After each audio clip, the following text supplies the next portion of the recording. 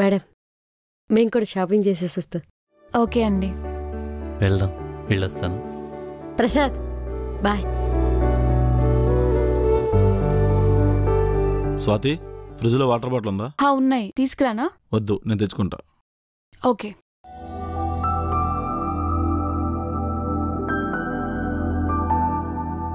స్వాతి, ఫ్రిడ్జ్లో fruits, sweets, రాగి Java అలానే ఉన్నాయి. మీ నాన్న తిన్నమ్మాయినా సరే ఏంటి? నాన్న వెళ్ళిపోయారు. ఎక్కడికి? కనీసం ఒక మాట కూడా చెప్పలేదు. అమ్మ అక్కడ ఒకటే ఉంది ప్రసాద్. మనకెందుకు చెప్పకుండా వెళ్ళిపోయారో నాకు కూడా తెలీదు. కాల్ చేస్తే ఆన్సర్ చేయట్లేదు. అమ్మ కాల్ చేసి చెప్పింది నాన్న ఇంటికొచ్చారని. ఓ, అయితే నాటకం ముగిసిపోయిందన్నమాట.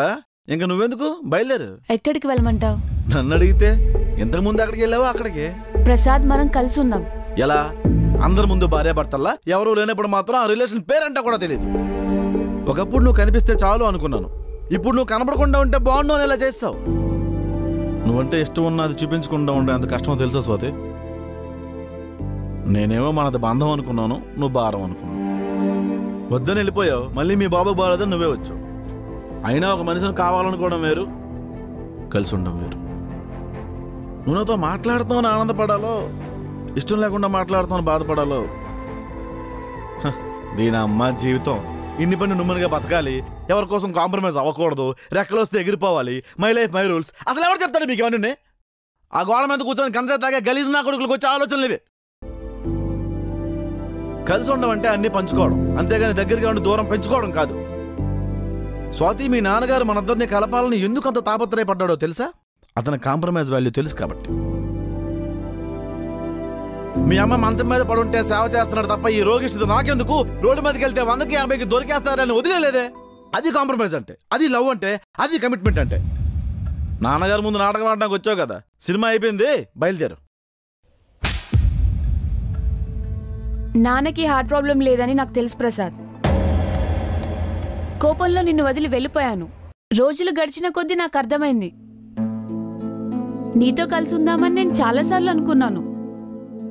కానీ నువ్వెక్కడ చీప్గా చూస్తావేమోనని భయమేసింది. మొదట్లో నాటకం అనుకున్నాను ప్రసాద్, కానీ ఇప్పుడు చాలా నరకంగా ఉంది. నీతో టైం స్పెండ్ చేద్దామనే కదా టెంపుల్కి వెళ్దాం, బయటికి వెళ్దామని అడిగాను. నీతో ఉండాలని నీ ఆఫీస్లోనే జాయిన్ అయ్యాను. నువ్వు ఇబ్బంది పడుతున్నావని నీర్జా గారికి, హౌస్ ఓనర్కి పెళ్లి చేద్దామనుకున్నాను. ఇంతకన్నా ఇంకెలా చెప్పాలి ప్రసాద్?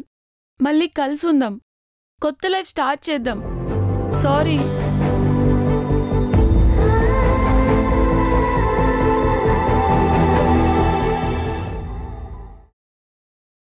నీకేం వచ్చినా తట్టుకోలేమే.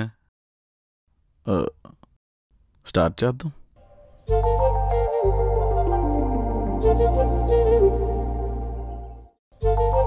స్వాతి, ముహూర్తాలు బాగున్నాయంట. ఫ్రూట్స్, స్వీట్స్, పూలు తెమ్మంటావా? ఎందుకు ప్రసాద్, ఎవరితో అయినా ఫస్ట్ నైట్ ప్లాన్ చేస్తున్నావా? ఏయ్